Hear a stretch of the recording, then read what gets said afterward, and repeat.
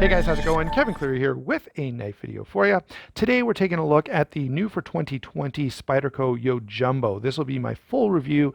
You've probably seen the comparison between this and the Yojimbo, which, do I need to tell anyone that this is based on the Yojimbo? As soon as you look at it, you kind of know. So these both are Michael Janet's designs. They're designed around his particular martial art as tactical folders. However, many of the things that he's incorporated here, including the blade shape, the handle shape, the texturing on the G10, stuff like that, do make these very effective cutting tools, which means they can certainly work as an EDC knife or probably more likely for most of you watching, an occasional carry. That is a knife you're going to carry once in a while. Do I realistically think that this is going to replace, say, the Para 2 or the Para 3 or the Rat 1 in most people's pockets? Well, no, right? This is more of a knife enthusiast's knife. This is more for someone who likes something big and interesting and different, who doesn't want to carry, sort of the same old type of folder. All right, so now we've got that little bit of background out of the way. Let's get into size and weight. And look, the big story here is the size, right? This is clearly a large knife. It's bigger than the design that it's based on, the Yojimbo, hence the name Yojumbo. And so we've got 9¼ inches here, 4-inch blade. Basically, it's just a hair under, 5 3/8 on the handle, 4.5-inch grip area, and 5.2 ounces. Now, I should point out here that 5.2 ounces for a 9-inch knife is pretty stinking good. Not going to complain about that at all. And I will say as well, if you want a direct comparison between this and its smaller predecessor, I have that video.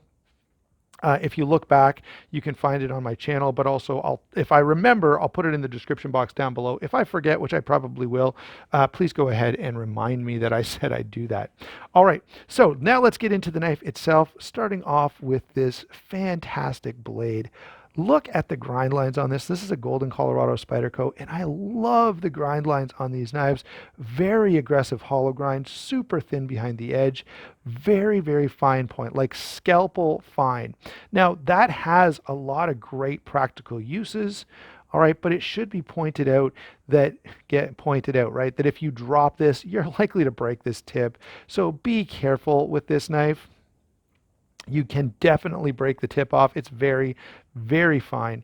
And that does also tell us just how fine the edge is here. And so if you're doing slicing type work, it just is like a lightsaber. It's so thin. It just moves through material really, really nicely. And that's why I love hollow grinds. That's one of my wishes in the knife industry, that everything would just have a hollow grind, because they do perform better than flat grinds for everything, right? And you can still get a lot of toughness out of it. Consider the 80-10, where you might have to change the blade shape. This particular blade shape is not geared toward toughness. It's geared toward extreme cutting power. All right, and it really, really does deliver that in this large blade. S30V steel on this guy, satin finish, again, Wharncliffe blade shape I already mentioned, at least I think I already mentioned. And so again, S30V, great steel, good edge retention, good corrosion resistance. I like S30V just a little better than S35VN. I don't know if that's fair to say. Anyway, I do like it. It tends to, for me anyway, I guess not just for me, it tends to hold an edge a little better. It is a little chippier than S30V. It doesn't have as much toughness, but toughness is not a big thing for me in a folder, right? I'm not batoning with a folder. I'm not pounding on stuff with a folder. That doesn't make sense. And so on folding knives, steels, I don't feel toughness is a huge issue, although it does contribute to edge holding, which is something to consider. But for me, yeah, S30V is a great steel, really, really performs well in all of the knives that I've had it on. Now, let's move on to, so we've talked about this blade. I like this blade a lot. Is it the most well suited for every single EDC task? Pretty well, actually, it is. I don't consider, say, food prep or skinning an animal as EDC, and for some of those type of tasks, you want some belly. But for typical EDC type stuff, cutting cardboard, opening packages, cutting, material, cloth, whatever, a Wharncliffe is a great blade shape, a very utilitarian blade shape, which is why utility knives always use it.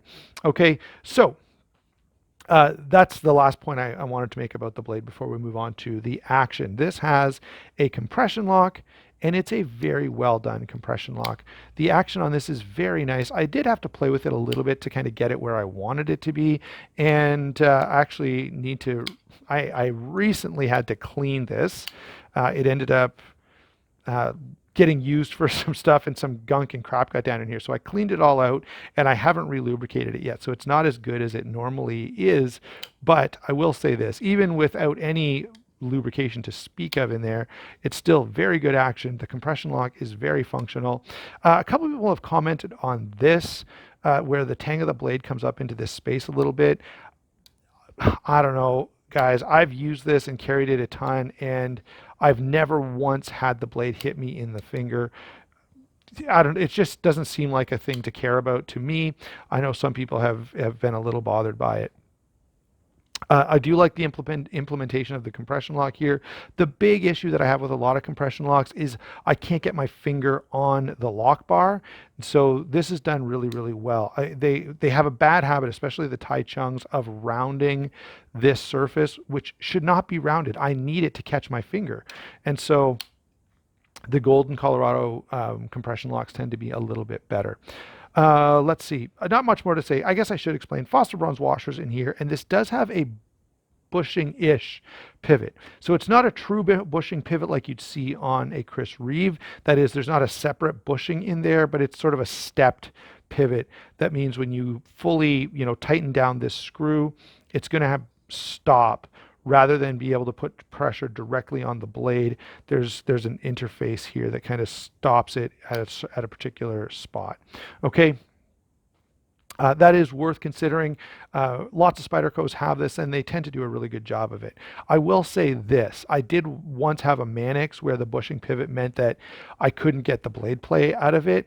Most of the time, that's not a problem. Spyderco tends to pay pretty close attention to fit and finish, and gets those specs really, really precise, which is what's needed if you're going to do a bushing pivot and have it work properly.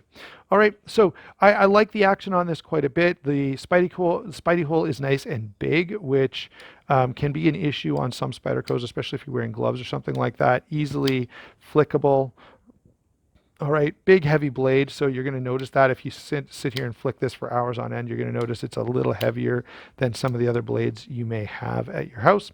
All right, but very, very nice. In terms of action. Let's move on now to the handle. Handle construction is going to be nested stainless steel liners. They have, at least on the lock side, which isn't really the lock side on a compression lock, but on the clip side, it's been milled out to cut the weight a little bit.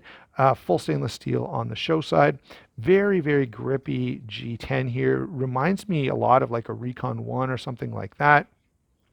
In a saber grip, this knife is fantastic. The ergonomics are really, really nice.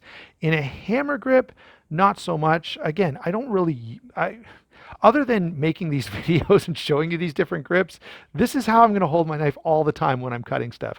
Rarely am I ever going to hold it like this or any other way other than this. So for me, if it's comfortable in a saber grip, that means it's comfortable. Can it do a reverse grip and a hammer grip and stuff? Yeah, it's not bad.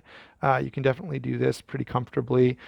This is not as comfortable, and a hammer grip is not quite as comfortable either, but they're all workable. The textured G10, of course, is very grippy, which means this is going to tear up your pockets a bit. Spyderco clip works really, really well. And by the way, at this point, if you're a knife guy, you've probably just accepted the fact that all of your pockets are going to get torn to shreds. I know I've long since just given up on that, and I rarely even think about it. I just know my pockets are going to get chewed up.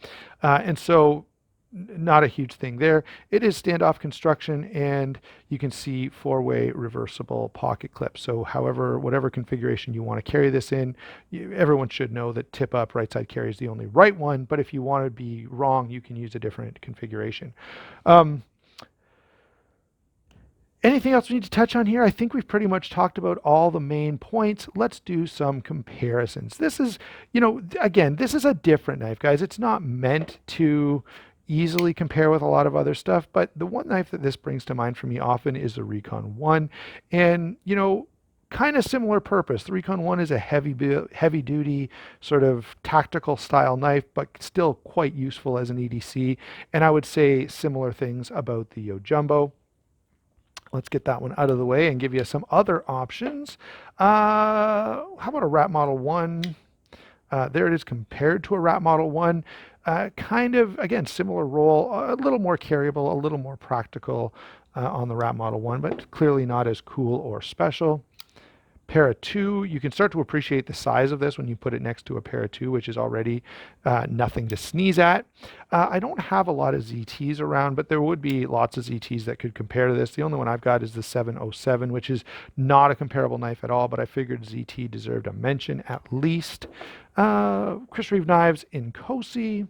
Throw that guy in for a second. Not a really comparable knife, but a lot of people are familiar with it. The 8010 is worth mentioning here. So the 8010 is one of the knives I was thinking of when I said hollow grind, very tough. Now these are flat ground these days, which is kind of sad, but fairly comparable knife. Again, big, heavy duty, great cutting power, great performance. This is a little more comfortable in hand because of the 3D machining. Anything else I should throw in here? I happen to have a hinderer here, so let's throw a hinderer in as well. Again, sort of an occasional carry type of knife, a little smaller, little more heavy duty. So those are some comparisons for you, a bunch of different price points, a bunch of different sizes there. Should give you a good handle on where this lands in terms of whether or not it appeals to you and kind of where it lands in terms of all the competition that's out there. What do I think of this overall? I really, really like this knife. It's clearly not for everyone, and I'm not arguing that every single person who watches this video should go out and buy a Yojimbo because it's just the most practical, versatile knife ever. It's not. It's a large Wharncliffe style knife, which is definitely not for every purpose or every person. But if you want something different and cool, if you're like me and you like the bigger knives, if you want a really well done compression lock that's pretty comfortable in hand, that cuts like a demon, this is going to be a good option for you. Or if you're a huge fan of the Yojimbo but wish it was a little bigger, well, this definitely answers that problem as well. So I think there's a lot of people who this would appeal to as something a little bit different, a little bit cooler, a little bit bigger for sure than a lot of what Spyderco has out there. So very, very welcome addition to the Spyderco lineup, and I hope it sticks around. Also, I hope you guys stick around, subscribe, like the video, comment down below. I'll thank you for watching and ask you to check out those channel sponsors. That does help me out quite a bit. We'll talk to you soon.